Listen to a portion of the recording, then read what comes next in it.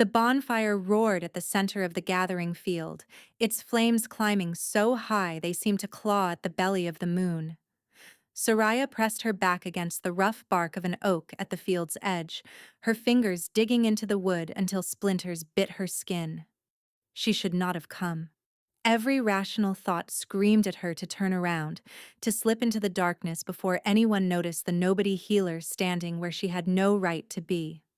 But rationality had abandoned her 3 weeks ago, the night Cale had traced his lips along the edge of her jaw and whispered words that still burned in her memory. When the gathering is done and the alliances are sealed, I will stand before every wolf in Erdinmore and tell them you are mine, my fated, my forever. No council, no bloodline, no tradition will keep me from you. She had believed him. Gods help her, she had believed every syllable. Now 2,000 wolves surrounded the ceremonial fire, their faces lit in flickering amber and shadow. Pack leaders from the 9 territories, warriors who had marched for weeks to witness this moment. Elders whose word could raise or ruin dynasties. And at the heart of it all, standing on the ancient stone platform that had held every Alpha King since the founding age, stood Cale Ashenmere. He was devastating even from this distance, shoulders carved from granite beneath the black leather of his ceremonial coat. Dark hair pushed back from a face that could have been sculpted by a god with a grudge against mortal women. The firelight caught the angles of his cheekbones, the hard line of his mouth, the authority in his stance that made wolves twice his age lower their eyes without conscious thought.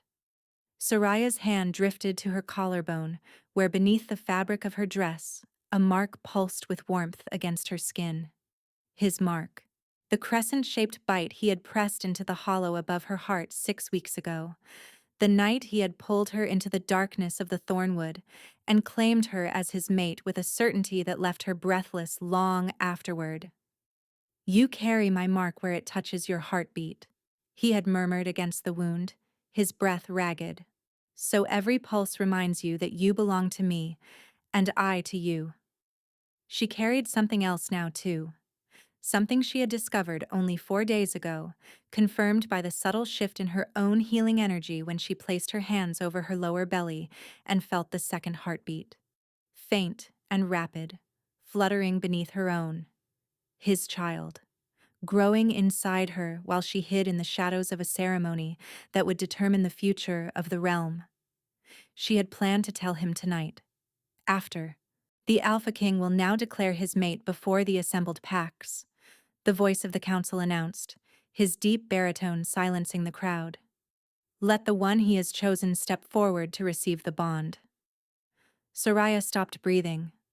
5 women stood at the base of the stone platform, each draped in ceremonial white, each representing one of the great bloodlines. But Soraya's eyes locked on only one.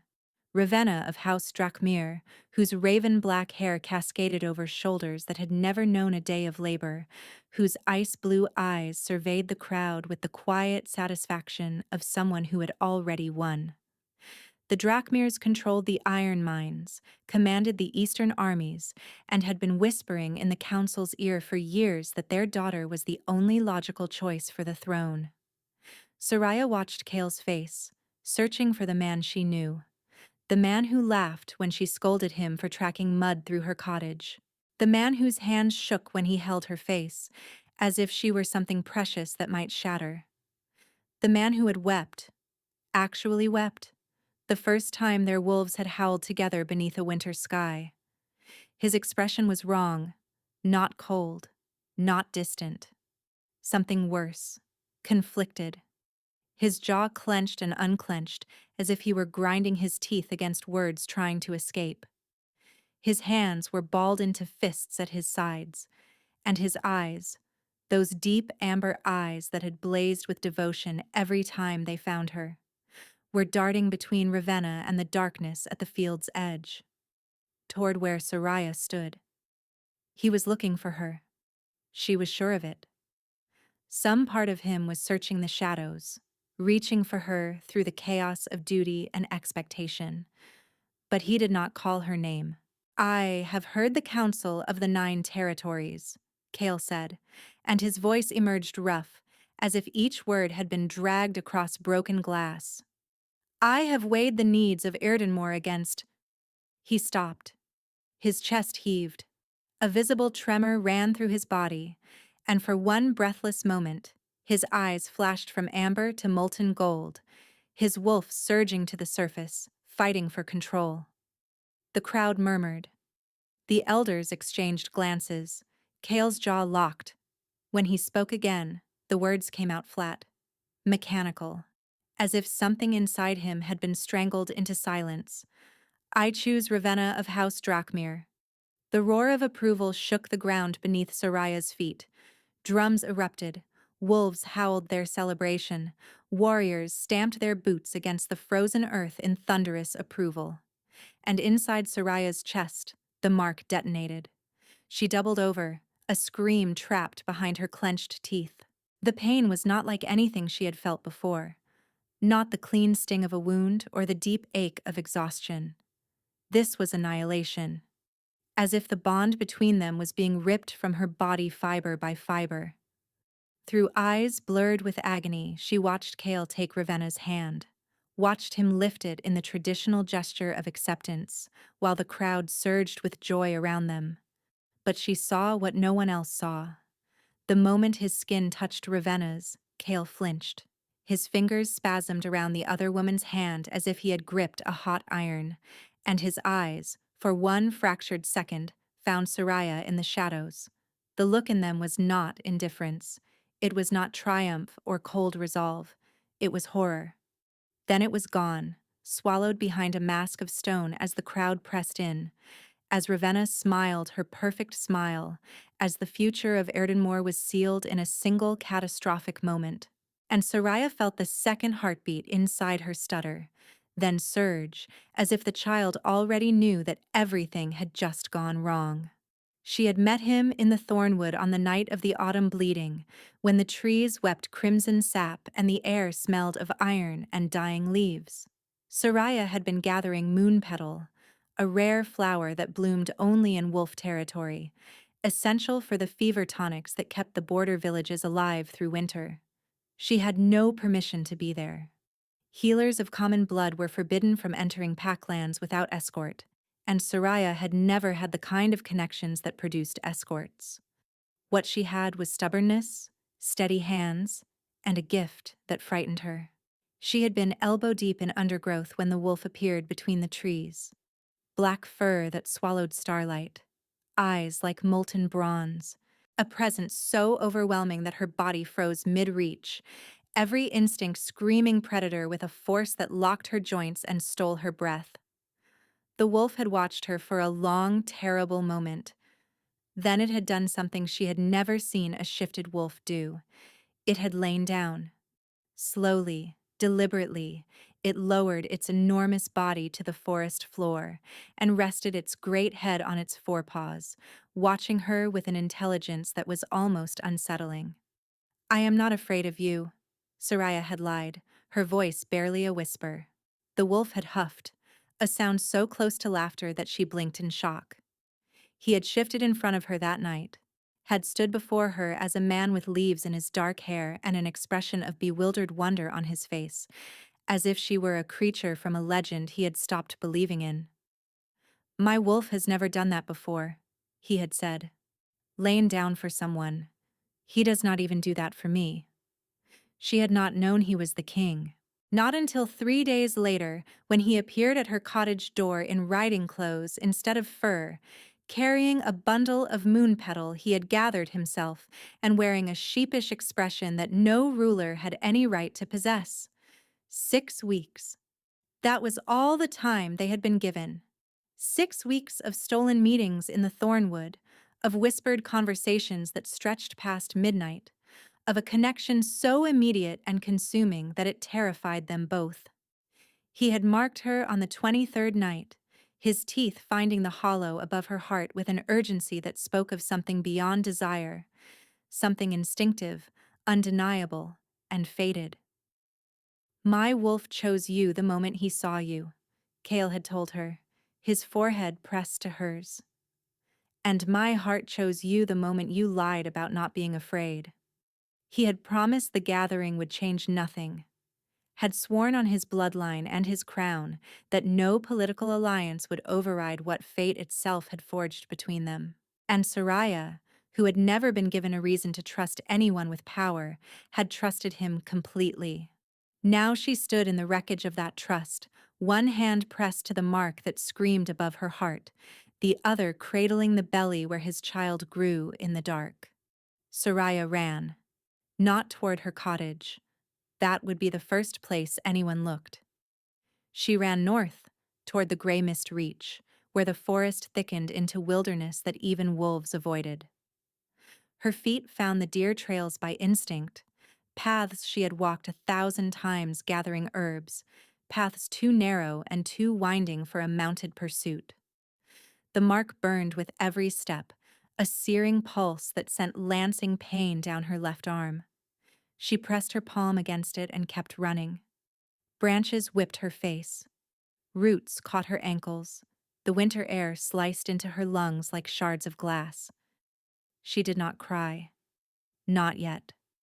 The grief was too enormous, too absolute to express through something as small as tears. She crossed into gray mist before dawn, following the river upstream until she found the place she had discovered years ago, a narrow valley hidden behind a waterfall, where an abandoned stone cottage sat half swallowed by ivy and silence. It had a hearth, a well, and walls thick enough to keep out the wind. It would do. Soraya barred the door, built a fire with shaking hands, and finally allowed herself to sink to the floor. The sobs came then, wrenching convulsions that tore from somewhere deeper than her chest.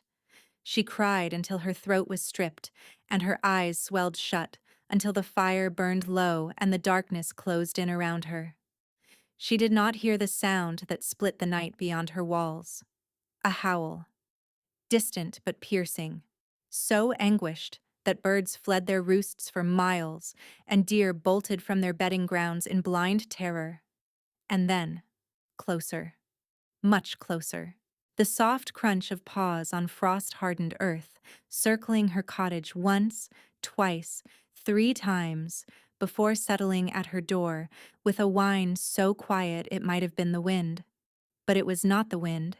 It was a wolf. Black-furred and amber-eyed, lying on her threshold with its great head resting on its forepaws. Waiting.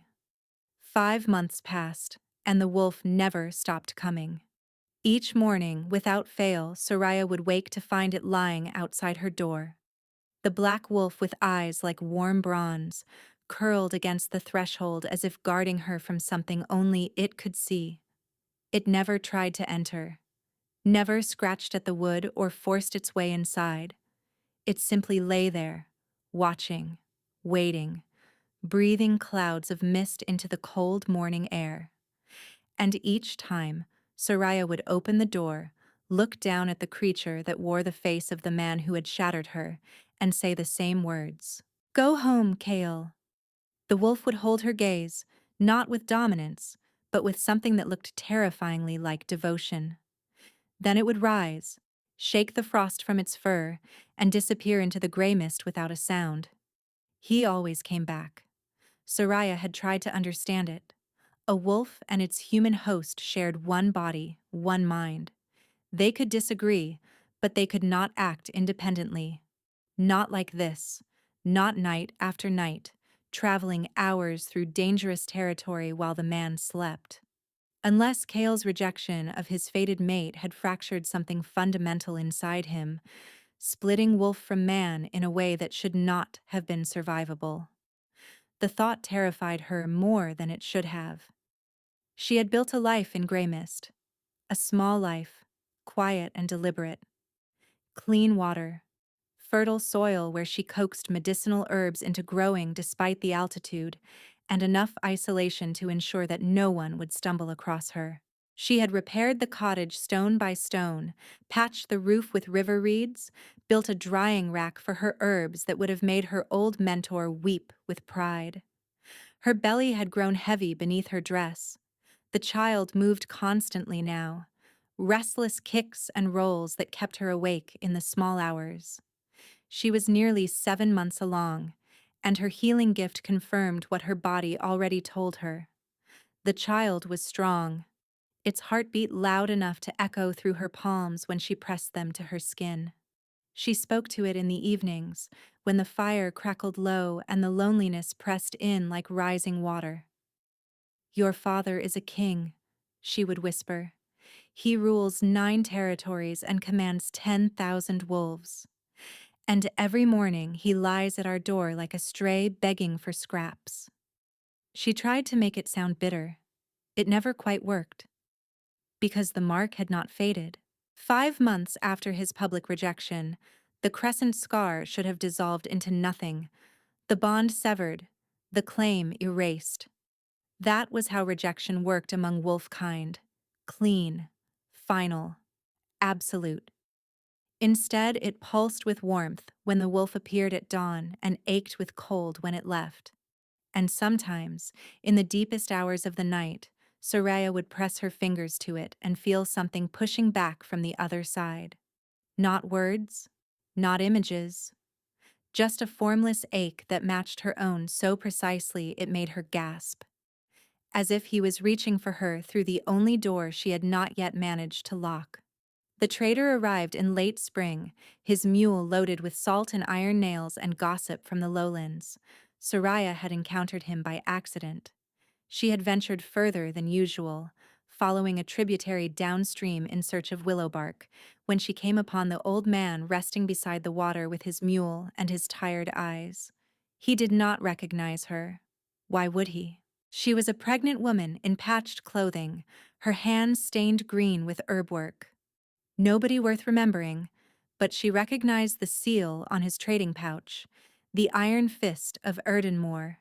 He was a crown-licensed merchant, which meant he had been inside the capital recently.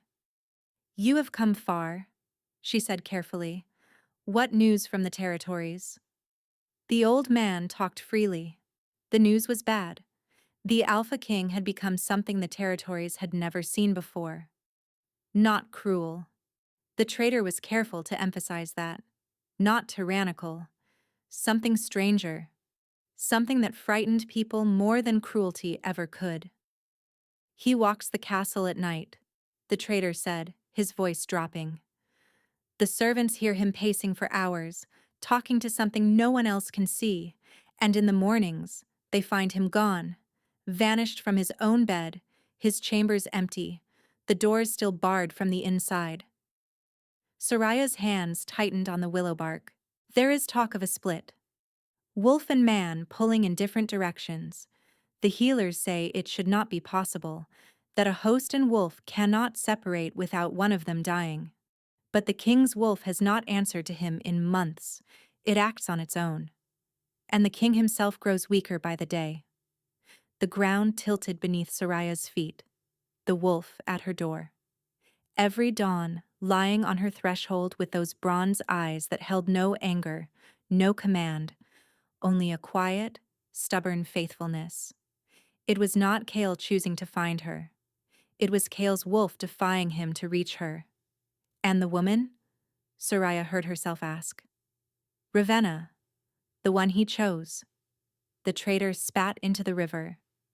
"Sitting on a throne she has not earned, while the king unravels like a rope with the strands being pulled apart." He shook his head. "Dark times, mistress. Dark times for all of Erdinmore." That night, the wolf came as it always did. Soraya opened the door at dawn and looked down at the creature lying on her threshold. For the first time, she did not tell it to go home. She knelt, slowly, carefully. She reached out a trembling hand and touched the black fur behind its ear. The wolf shuddered, a full-body tremor that rippled through its frame. It pressed its head into her palm with a sound that was not quite a growl, not quite a whine. Something grateful and wounded that made Soraya's eyes burn with tears she had sworn she would never shed again. "I know," she whispered. "I know you did not choose this either." The mark blazed with heat, and for one searing instant she felt him. Not the wolf. The man. Somewhere far away, asleep in a castle he was losing his grip on, dreaming of a woman he could not find, feeling the echo of her touch through a connection he did not understand was still alive. Cale Ashenmere jolted awake in his chamber, gasping, his hand flying to his chest where a phantom warmth lingered like a handprint pressed into his skin. 300 miles away, his wolf licked Soraya's palm and closed its eyes. The woman appeared on a morning when the sky hung low and gray, as if the clouds themselves were pressing down on the valley. Soraya was grinding feverfew when she felt it, a presence at the edge of her awareness, moving through the forest with a deliberateness that set her instincts screaming. Someone who was searching. Someone who knew exactly where to look. She grabbed the skinning knife from beside the hearth and positioned herself behind the door. The knock was polite, almost apologetic. "I know you have a blade," a woman's voice called through the wood. "But I have not come to harm you, Soraya. I have come because you deserve the truth, and because time is running out for everyone." The sound of her real name sent ice cascading down Soraya's spine. She opened the door with the knife held low and ready. The woman on her threshold was perhaps 50, lean and weather-hardened, with close-cropped silver hair and a scar that ran from her left temple to the corner of her jaw. She wore riding leathers and carried no visible weapon, though Soraya had the immediate certainty that this woman did not need one. "My name is Cale Tannersdote. I was the former beta to Cale's father. I served the Ashenmere bloodline for 30 years before the council forced my removal." Her gaze dropped to Soraya's belly, and something shifted in her expression. Surprise, followed by a fierce, protective hardness. "May I come in? What I have to tell you should not be spoken where the wind can carry it." Soraya did not lower the knife. "How did you find me?" "I followed the wolf. I have been tracking its movements for weeks. Every night it travels 300 miles through territory that would kill anything else. Every dawn it arrives here. Every morning it returns. No living wolf could survive that pace. But the king's wolf is being driven by a fated connection so powerful it has overridden every natural limitation of its body." She met Soraya's eyes. "Which tells me that connection was never severed. Which tells me you need to know what actually happened the night of the gathering." Soraya's knife hand trembled. She stepped aside. Cale sat at the rough table without ceremony, taking in the drying herbs, the neatly patched walls, the evidence of a woman building survival out of nothing. "The Drakmeres have been engineering this for years," she began. "Since before Cale took the throne, Ravenna was never meant to be a mate. She was meant to be a leash." She laid her hands flat on the table. The split, the wolf acting independently of the man, was manufactured. Soraya sank into the chair opposite. "What do you mean?" "On the night of the gathering, a compound was introduced into the ceremonial wine, a derivative of nightbloom root combined with essence of severing thistle. It does not suppress the wolf. It severs the communication between wolf and host. That would drive them both mad, slowly, painfully, and irreversibly if left untreated." Cale's voice was clinical, but her eyes burned. "The wolf knows its mate. It chose you the moment it laid down in the thornwood. That choice is instinctive. It cannot be overridden by potions. But the man can be separated from his wolf's knowledge. The man can be made to believe his instincts are wrong, that the bond is a mistake, that duty must override what his soul is telling him. So Cale..." Soraya's voice cracked. "Cale stood on that platform and fought his wolf harder than any host has ever fought. The compound told him his bond to you was a weakness, and because Cale has always put Erdinmore above himself, always, even when it cost him everything, he believed it." Kyle leaned forward. "But the wolf did not. The wolf rejected the rejection. It has been defying the compound every night, burning through the toxin by sheer force of will, traveling to you because the connection demands it. And every morning, when Kale wakes, the compound reasserts itself, and he loses his wolf's memories. He does not know he comes here. He does not know you are alive. He only knows that something inside him is dying, and he cannot understand why. Tears slid down Soraya's cheeks. She did not wipe them away. There is more. Kale's voice hardened. The compound is killing him. His body is failing. The seizures started weeks ago. The Drakmir healers are treating him, and I believe they are administering more of the compound under the guise of medicine. They are poisoning him, Soraya breathed. They are murdering him. Slowly, in front of the entire court, while his so-called queen watches and smiles. Kale withdrew a folded parchment from her coat. This was intercepted by a loyalist servant 2 days ago. Soraya unfolded the letter with numb fingers. The handwriting was elegant, precise, and devoid of warmth. The wolf's wandering has been noted. Our agents have mapped its route. The healer woman must be eliminated before the wolf leads anyone of consequence to her location. Ensure it appears natural. A pregnancy complication would raise no suspicion. R.D. The initials needed no explanation. She knows where I am, Soraya whispered. She knows the wolf comes here. Her trackers are closing in. You have days. Perhaps less. Kale's hand closed over hers. And Kale has less than that. Without the true, completed claim to anchor his wolf back to his body, the split will become permanent. He will lose his wolf entirely. And an alpha who loses his wolf dies. Soraya knew the lore. Every healer did. The severance consumed them from the inside, slowly and irreversibly, until there was nothing left. If Kale dies, Erdinmore falls to the Drakmiras. Every pack, every territory, every wolf in the realm, under the control of a family that would poison their own king to steal his throne. Soraya pressed both hands to her belly. The baby kicked, hard, urgent. What do you need me to do? She asked. Kale's scarred face softened for the first time. Come back and save the man your bond was always meant to protect. Before Soraya could answer, the wolf at her door, the wolf she had not heard arrive, hours earlier than usual, lifted its head and let out a sound she had never heard from it before. Not a howl, not a whine, a warning. Kale was on her feet instantly, a blade appearing from nowhere. They are here. Through the cottage window, Soraya could see shapes moving through the mist beyond the waterfall. Dark figures, 6 or 7 of them, advancing through the trees with the coordinated precision of hunters who had found their prey. The Drakmir assassins had not waited for the wolf to lead them here. They had followed Kale instead. The first blade came through the window before Soraya could draw breath. A throwing knife, slim and black, that embedded itself in the wall an inch from Kale's skull. The former beta was already moving, seizing the table and hurling it onto its side as a barricade. The cellar, Kale commanded. There is no cellar. There is no back door. One way in, and they are standing in front of it. A second knife punched through the shutters. The blades were coated in something dark and glistening. Night bloom extract.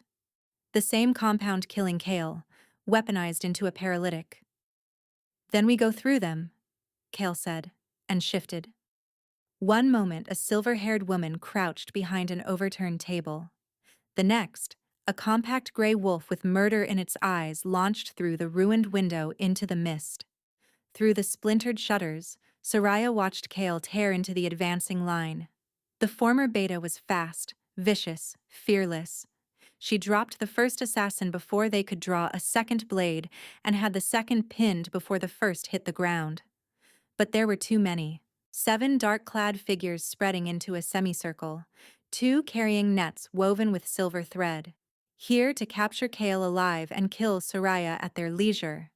A net sailed through the air and caught Kale mid-lunge.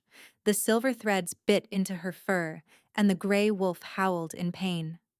Kyle crashed to the ground, convulsing as the silver seared into her body. Soraya watched from the doorway, the skinning knife clutched in her grip. She was no warrior. She was a healer 7 months pregnant, standing barefoot on cold stone, watching the only person who had come to save her writhing in agony. Something stirred inside her, not the baby, though the child was kicking with a ferocity that bordered on violent. Something deeper, something that lived in the same place as her healing gift but had never been allowed to surface. A pressure behind her sternum, a heat that built like steam in a sealed vessel. Her mother had warned her about it, had made her swear never to let it out. Healers mend, her mother had said. They do not burn. If you ever feel the fire, you push it down. Because a healer who burns is something the packs will hunt to extinction. Soraya had obeyed her entire life, but her mother had never been 7 months pregnant, watching a friend die in a silver net, with assassins closing in to murder the child growing inside her. Soraya stopped pushing. The fire erupted from her hands like sunrise made physical. Light poured from her palms and flooded the clearing, so intense that the assassins staggered backward, shielding their eyes. The mist evaporated in sheets before the force of what was pouring out of her. She walked forward, knelt beside Kale, and pressed her blazing hands to the silver net. The metal dissolved, breaking apart into glittering motes that scattered on the wind. Beneath it, Kale's burned fur began to heal. Wounds closing, flesh mending, injuries sealing over with new growth that should have taken weeks. "Leave," Soraya said, and her voice carried harmonics that resonated in the bones of every living creature within 100 yards. "Leave, and tell Ravenna Drakmir that the woman she tried to kill is coming for her." 3 of the assassins ran, their training undone by something their experience had never prepared them for. The remaining 4 did not run. The largest, a scarred man with dead eyes, drew a long blade. "Healer fire dies," he said flatly. "You will burn out in minutes, and then you will be just a pregnant woman with a kitchen knife." He was right. Soraya could feel the power draining, the light dimming at the edges. The assassin raised his blade, and the black wolf hit him like a thunderbolt from a clear sky. It came from above, from the cliff face behind the waterfall, a drop that would have killed any ordinary animal. Kale's wolf descended on the assassin with the force of a fallen god, driving the man into the earth with an impact that echoed off the valley walls. The wolf moved through the remaining assassins like shadow through candlelight. 8 seconds. That was all it took. 4 trained assassins lay defeated on the frozen ground. The wolf stood in the center of the carnage, sides heaving, muzzle stained from the fight. Its eyes found Soraya across the clearing. She saw the moment it registered her belly. The body went rigid. The eyes widened with something vast, recognition, wonder, anguish, and a love so fierce it seemed to distort the air between them. It walked toward her. Not with the cautious approach of every dawn visit. With purpose. With the urgency of a creature that had fought for months to reach this moment and finally understood why. It pressed its great head against her belly and made a sound that shattered what remained of Soraya's defenses. A low, keening whine that held more grief and more joy than any human voice could contain. The baby kicked against its father's touch, and 300 miles away, in the castle of Erdinmore, the Alpha King collapsed from his throne in the middle of a council meeting, clutching his chest as a sensation he could not name, tore through every wall he had built around his fractured heart. The wolf would not shift. Soraya knelt in the ravaged clearing, her light fading to embers, and watched Kale's wolf pace in tight circles around her. Its body was battered, road injuries, thorn gashes, the accumulated damage of 5 months of nightly journeys, never fully healed before the next one began.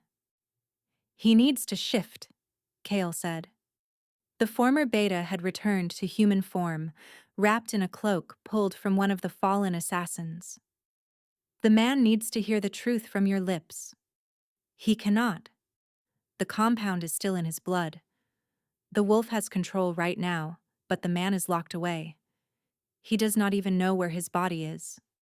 The wolf stopped pacing, its eyes fixed on Soraya with an intensity that made the air feel heavy. "But I am a healer," she said. She reached for him. The wolf stood motionless as her hands, still faintly glowing, pressed against the sides of its head. She closed her eyes and reached inward, past fur and bone, past animal consciousness, down into the place where a man was drowning in darkness. She found the compound first. It was woven through him like black thread through fabric. Tendrils of night bloom compound laced into every pathway between wolf and host, blocking signals, corrupting instinct, turning his own body into a prison. The work of someone who understood the bond with the intimacy of a surgeon and the cruelty of a torturer.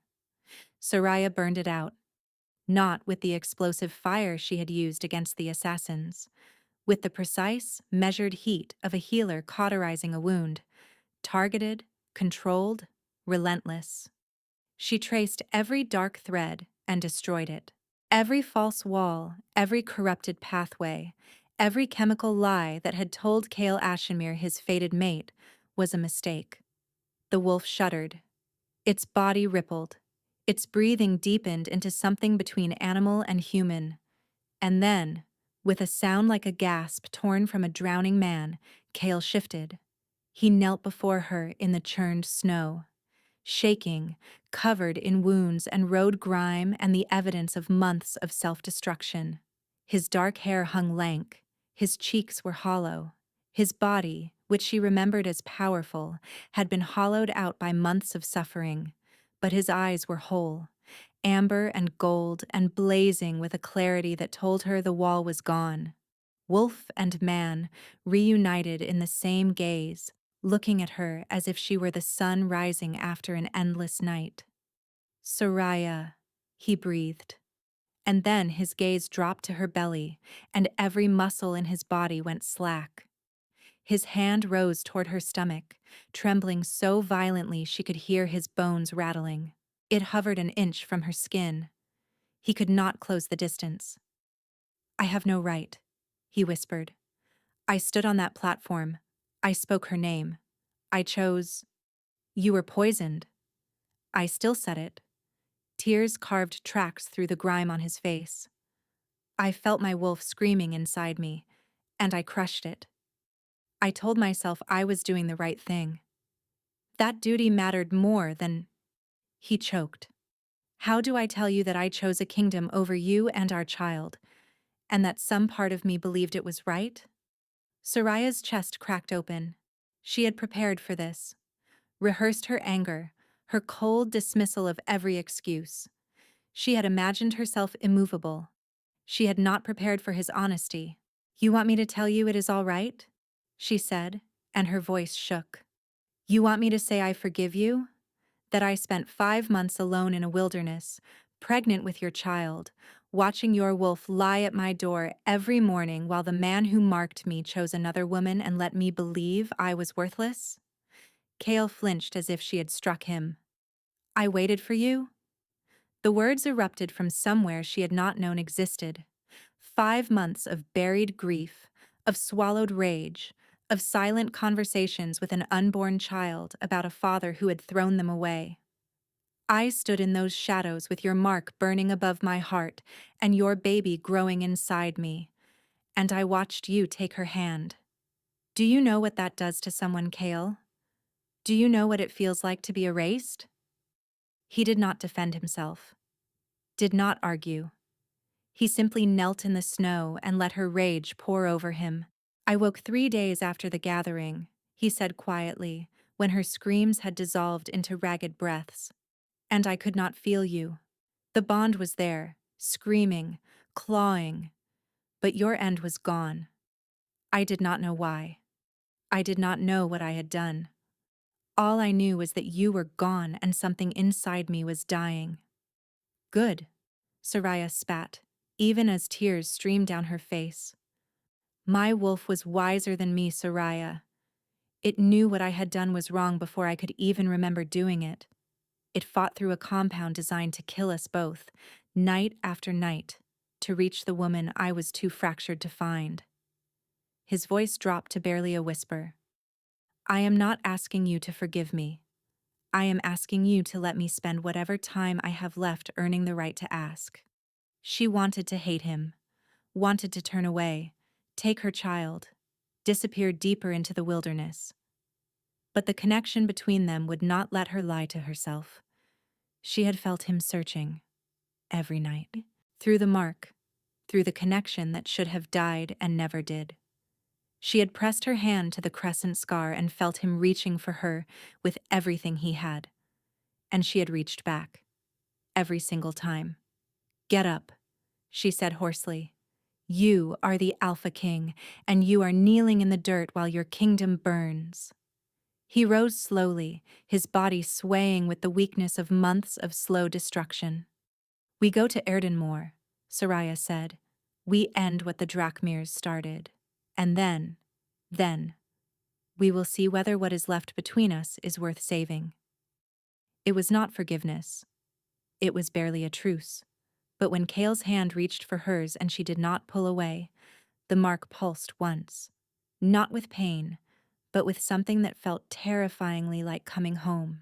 They traveled south through the gray mist with Kale scouting ahead in wolf form, and Soraya leaning against Kale's side because her body had decided, with spectacularly poor timing, that 7 months of pregnancy plus a healer's fire plus an emotional collapse equaled total physical shutdown.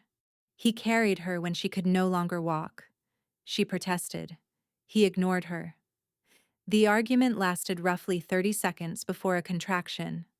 False, she told herself firmly. Too early. Silence them both. The baby, he said, his face draining of color, is fine. It was a warning shot. Your child has your flair for dramatic timing. The ghost of a smile crossed his face. The first she had seen from the man, not the wolf, in months. It vanished quickly, but she saw it, filed it away. He told her everything as they made camp at the edge of the gray mist, the weeks after the gathering, the confusion, the horror when fragments of memory surfaced. The way Ravenna had installed herself with an efficiency that spoke of months of preparation, the council members bought, threatened, or replaced. She does not love me, Kale said, staring into the flames. She has never pretended to. I am a tool to her. She smiles at me the way a butcher smiles at livestock. And you let her stay. I could not remember enough to justify removing her. The compound stole my certainty. Every time I felt something was wrong, the poison would surge and convince me I was imagining things. His jaw tightened, but my wolf knew. Every night, while the compound held my conscious mind, my wolf broke free and ran to you. And every morning the compound erased the journey, and I woke wondering why my body was covered in wounds I could not explain. The Drakmirs will not surrender the throne willingly, Kale said from the camp's perimeter. Ravenna has spent 5 months consolidating power. She controls the castle guard, the council chamber, and the treasury. Then we take it back with the truth. Boy, Kale said. The connection between a fated mate and an alpha is not politics. It is a force every wolf can feel. If we walk into that castle together, with the connection intact, no wolf alive will deny what they sense. That connection is not intact, Soraya said quietly. It was never completed. You marked me, but I never marked you. The words hung between them. A one-sided mark was a claim. A mutual mark was a bond. Without her claiming bite on his skin, the connection was a bridge built from only one side, strong enough to endure, but unfinished.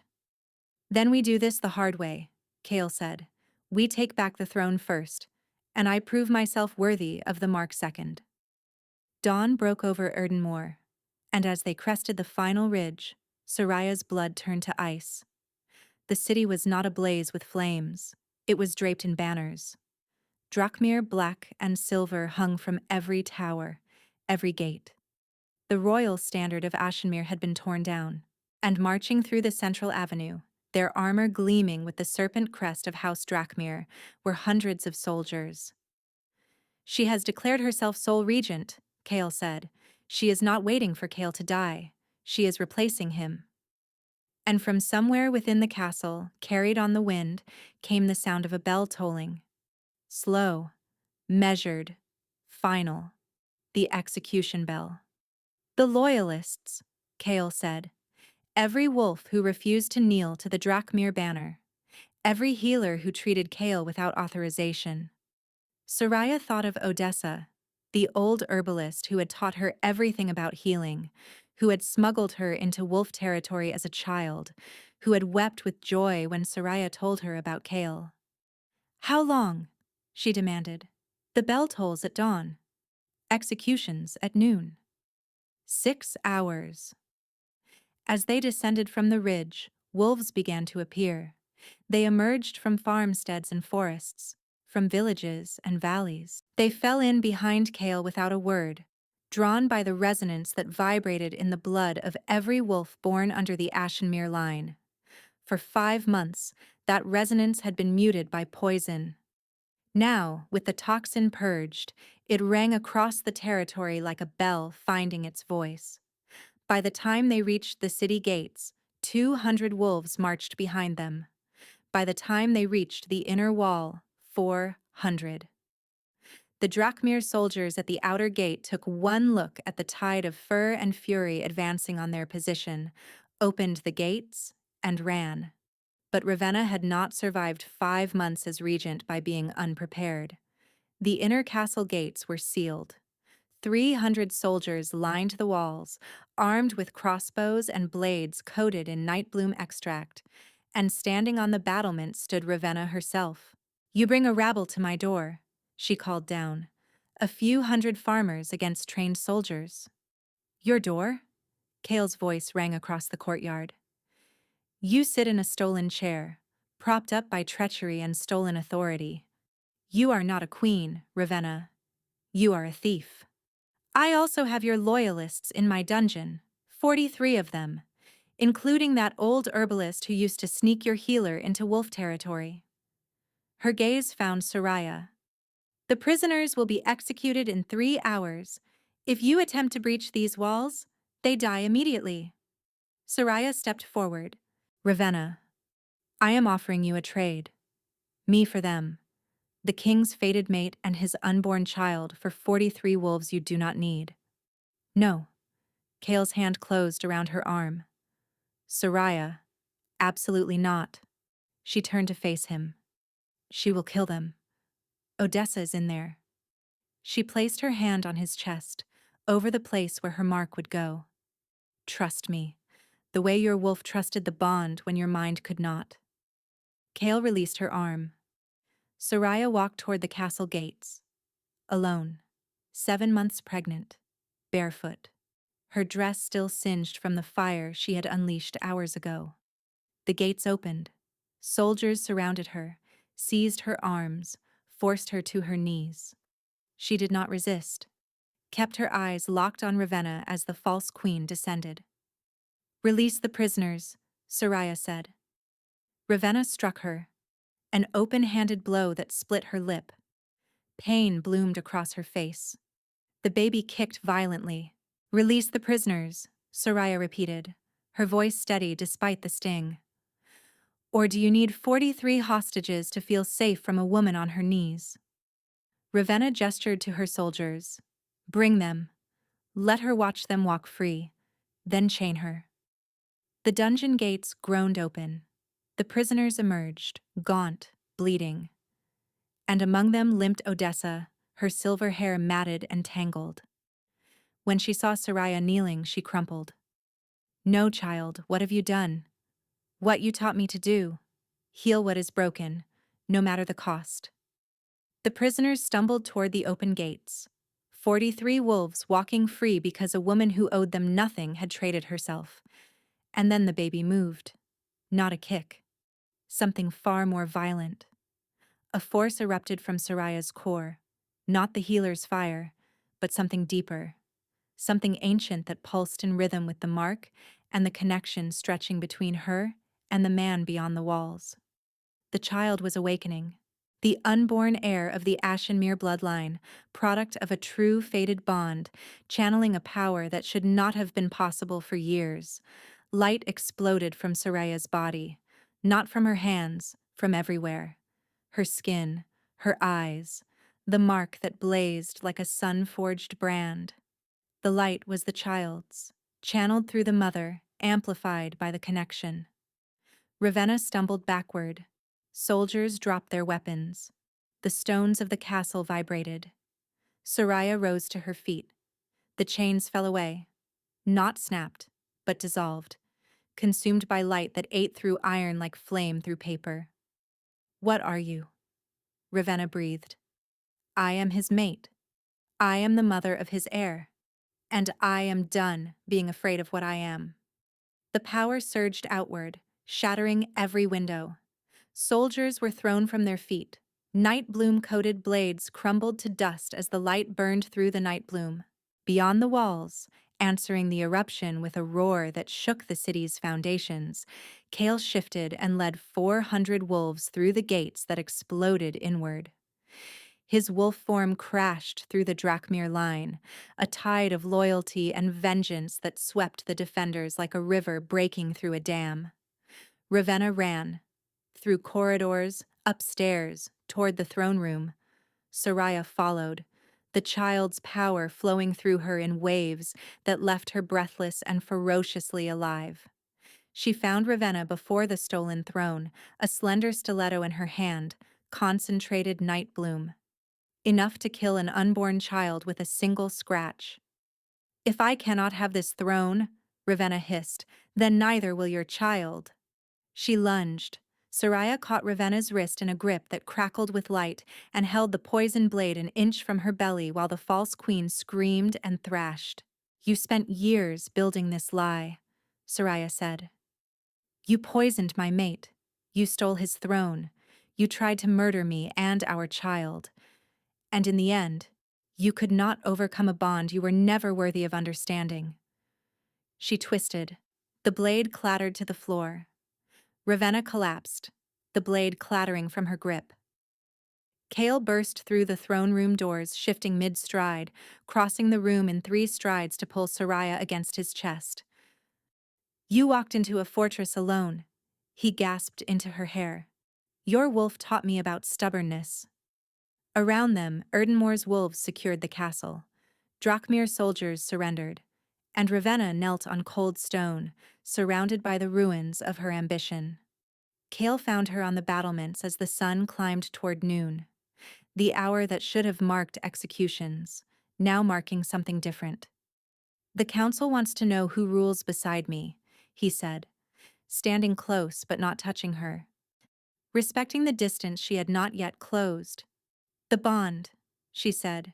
"You said every wolf would feel it if it were complete." "They would. It stabilizes the territory, strengthens every wolf, anchors the king's power to something deeper than politics." He paused. "But I will not ask you. Not after everything You are not asking. I am choosing." She turned to face him. He looked at her with eyes that held no expectation, only a vast, unguarded vulnerability that reminded her of the wolf who had lain at her door every morning for 5 months, asking for nothing, offering everything. "Your wolf chose me in the thornwood," she said. "It lay down for me before it even knew my name. And when you were too poisoned to find me, your wolf crossed distances that should have killed it, fought through a toxin designed to destroy you both, to lie at my door and wait, not to demand, not to reclaim, just to be near me." Her voice cracked, and she let it. "That wolf taught me something about love that the man could not. It taught me that real devotion does not require understanding. It does not require memory or consciousness or even a shared language. It only requires showing up every morning, no matter the cost." She placed her hands on either side of his face. His pulse hammered against her fingertips. "I am not forgiving you because you earned it. I am forgiving you because the alternative is losing you, and I have spent 5 months learning what that feels like, and I refuse to choose it again." She pressed her lips to the place where his neck met his shoulder, felt his pulse thundering beneath her mouth, let her teeth find skin, and bit down. The connection detonated, not like an explosion, like a dawn, like light flooding a room that had been dark so long its occupant had forgotten what sight felt like. Soraya felt Kale's existence pour into her. She saw herself through his wolf's eyes, the woman in the doorway, silhouetted against firelight, telling him to go home every morning while the wolf lay there and loved her anyway. She felt the agony of the split, the nightly journeys his conscious mind could not remember but his body could not stop making. She felt the moment on the platform when his wolf had screamed, and he had crushed it. Felt the horror when his eyes found her in the shadows. Felt the fraction of a second when everything inside him had rebelled, and the poison had won. And he saw her. The flight through the forest, the months of solitude, the conversations with an unborn child about a father who was both absent and relentlessly present. The gradual, grudging softening each morning when she opened the door and found his wolf waiting. He saw the moment she first touched the wolf's fur and felt him jolt awake 300 miles away. He saw the cost of her forgiveness. Not a surrender, but a choice made with open eyes and a heart that refused to stop reaching for him despite every reason to let go. When Soraya pulled back, they were both weeping. "My queen," Kale whispered. "My king," she answered.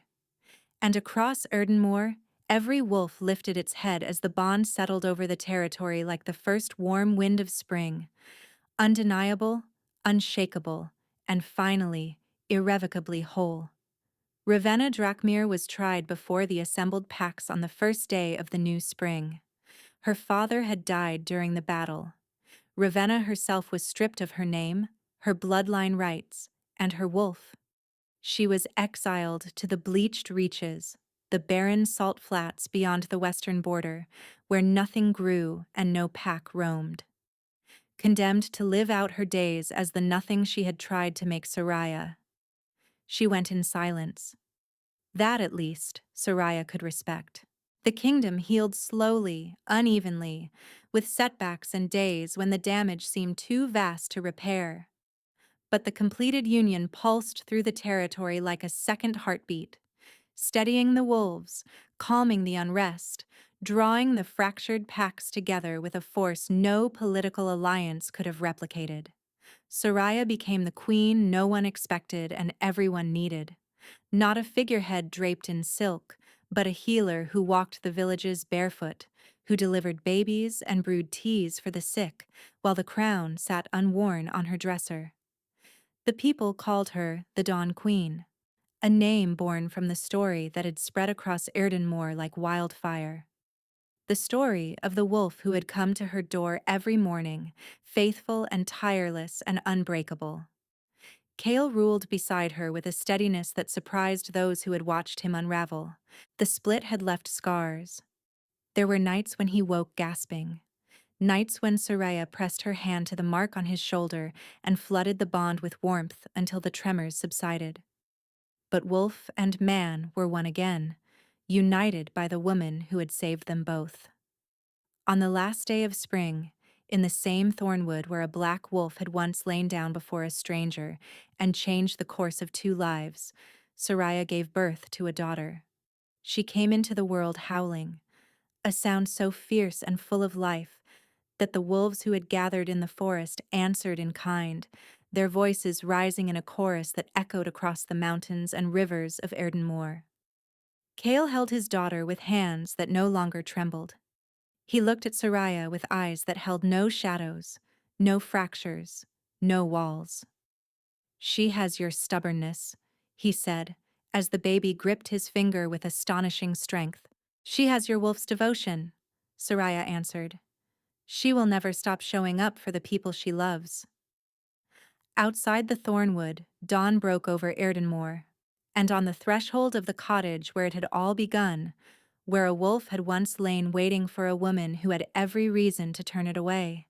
A single moon petal bloomed in the frost, the first flower of a new season, the first breath of a world reborn. Thank you so much for listening. I hope you enjoyed this story.